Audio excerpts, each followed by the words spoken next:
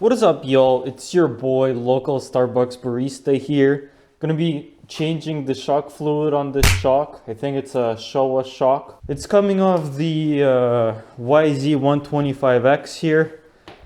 Soon to be named Shrek, if you can see by the powder coat over there. Now you may also see the CRF. Oh, alright, so I added this light. Hopefully this will make the lighting situation a little bit better.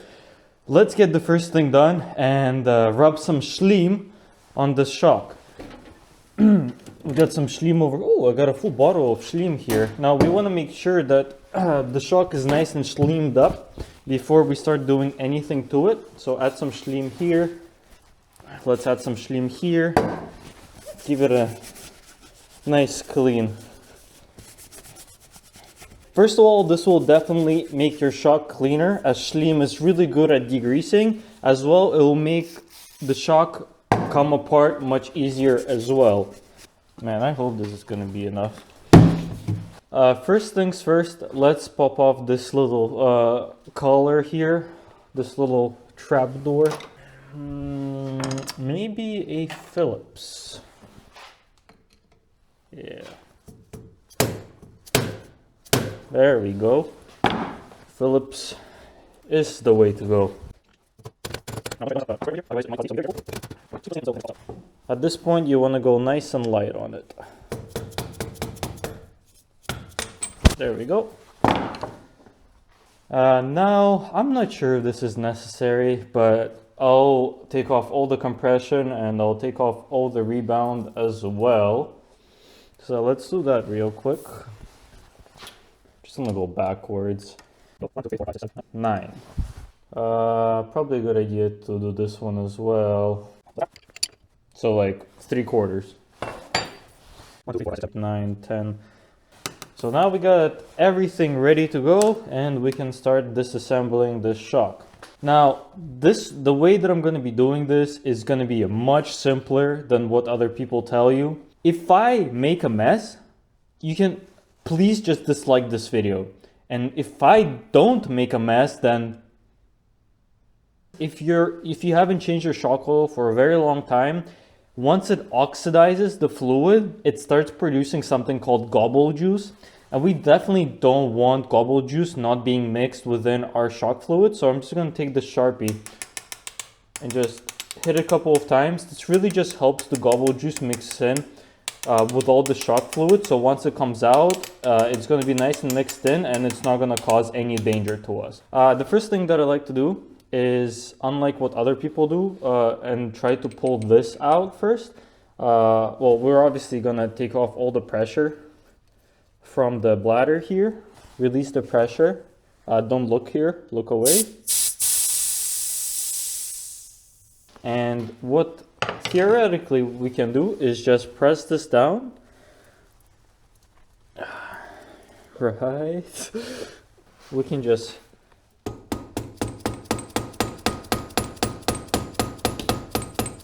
Day 2. Day 3. Alright, slowly starting to see the ring. Day 4. Just twist this out of the way maybe. There we go. Okay. So now we have access to the ring. And we're going to use some type of a pick to take that out. Alright, I finally got the ring hooked. Took some trying. And now all I have to do is just pry it upwards, just like this. And now this valve is in the way. So if we take our adjustable wrench here and just probably just keep twisting it. Just like that. The ring should come out. Never really had to do this on other shocks, but just twist this thing around and Here we go, and we can pull it out. Now what I'm gonna do is I'm gonna pull out this bladder over here. Now usually what you can do is just put a plastic cap on here and just pull it out by the valve. My bladder is a little too stuck in there. Might need to use a wrench and twist it as we're pulling it out.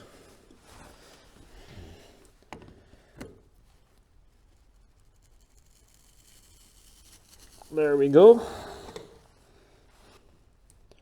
Nice and easy. There we go. More. Oh, there we go. Now there's some shock fluid coming out. Not a problem. All right, so got a rag. Okay. There it is.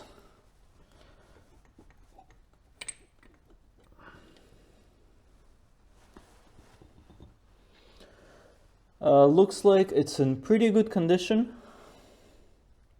I don't see any tears. I'm not even gonna bother. This is in good condition. So let's just leave that to the side. Now we can dump the fluid out without any problems or making a mess. And now we can just dump the fluid out.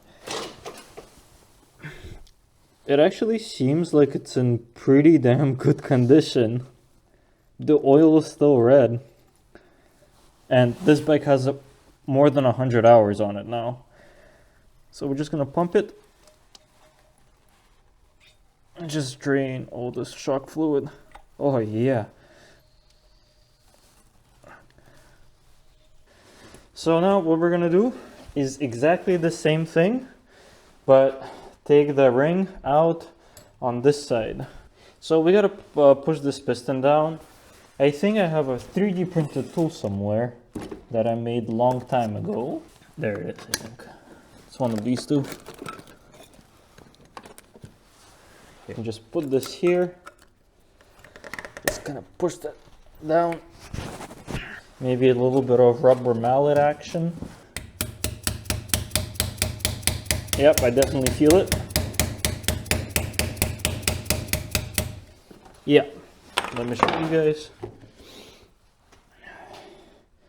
You can obviously see the ring over here, and this is what we're going to be taking off right now, just like last time. Alright, I finally got the ring out. Probably took me about 15 minutes to do it without damaging anything, and everything seems so good. You just gotta use one of these picks and just play around until you got the right technique. Now what we gotta do is just pull this whole assembly out. What I like to do, usually it'll probably just pop out, no problem, but I'll use a heat gun and heat this area up, make the aluminum expand a little bit so it's easier to pull this out.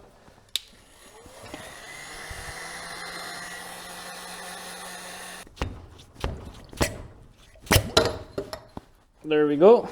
Barely any oil. Congratulations to me. This thing is out, and we can dump the rest of the oil out.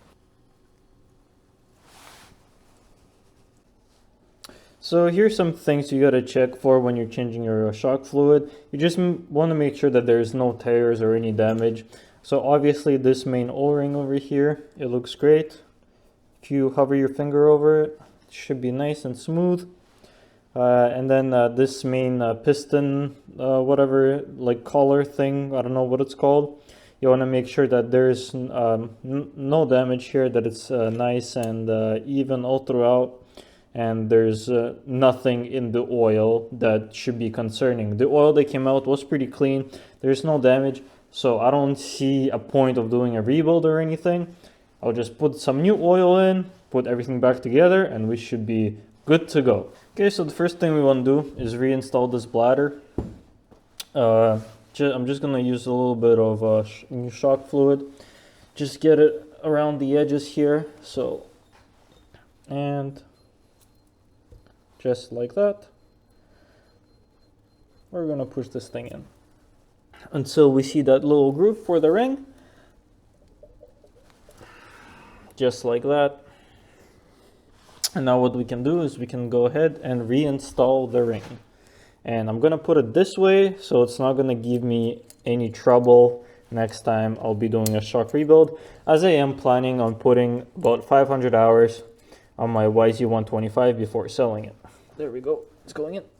1, 2, and that's all in there, perfect. Now what we need to do is fill up this bladder to about, I'd say 510 psi. Shouldn't be an issue. Let's go ahead, turn on our compressor.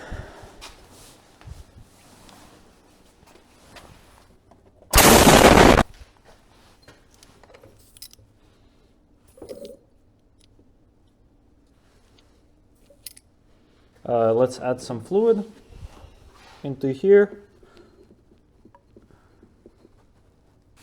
Should be enough. I don't know if you guys can see how much I added. So if you add about this much fluid in there, now what we're gonna do is just start pumping, and using this piston, just gonna pump it up and down.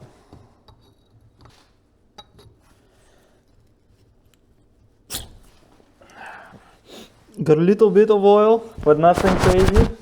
And now we're just gonna pump this very slowly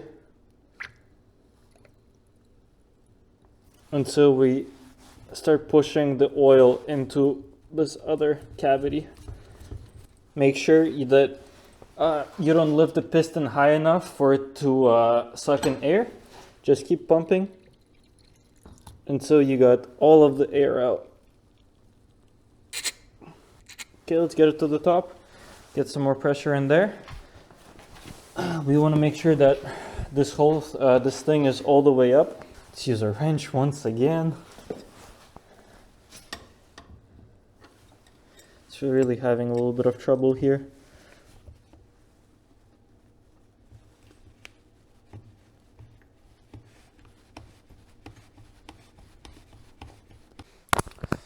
All right, so now we finally got this reservoir back up. I pulled it up. You want to make sure that it's all the way up. And what we're gonna do now is just pump this up and down until you're completely out of air.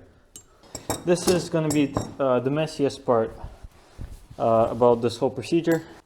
I like to fill this all the way up to the top. You stay. So now what we're gonna do is we gotta press this seal down, just like this. And some fluid is gonna come out right now, just like that, but that's not a problem, it's overflowing. So press that down and get it as hard as you can. Now we won't be able to press this down all the way, and that's how it's actually supposed to be.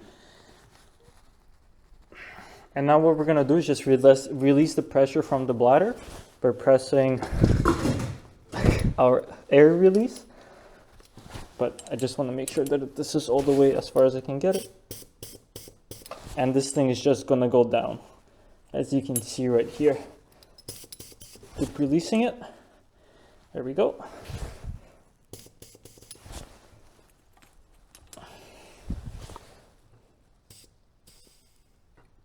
All the way released. And now we're gonna try to press this thing all the way down using our little tool that we made earlier. There we go. Just a little bit more.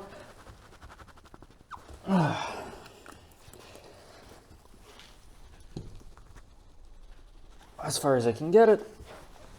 There we go. And now we have enough space for the ring to go back in. There we go. It's nice and in.